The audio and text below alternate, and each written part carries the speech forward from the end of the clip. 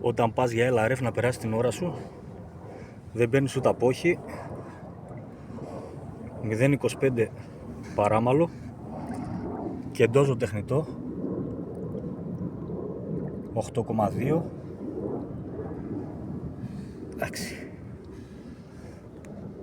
Ευτυχώς κατάφερα και το πιάσα με ένα μικρό μπενσάκι που είχα για να το βγάλω από το νερό, γιατί το λαβράκι δεν είναι μικρό, παιδιά.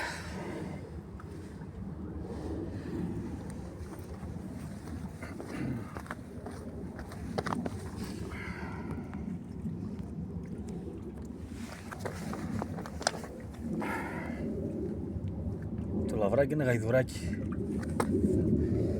και ντόζο έκανε πάλι τη διαφορά.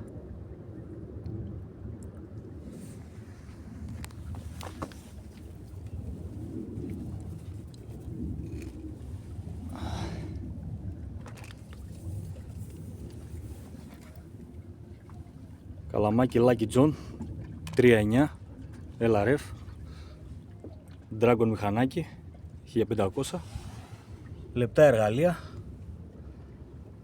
σε ένα σημείο που έχω κάνει αρκετές φορές spinning με medium εργαλεία και δεν έχω καταφέρει να ξεγελάσω κανένα.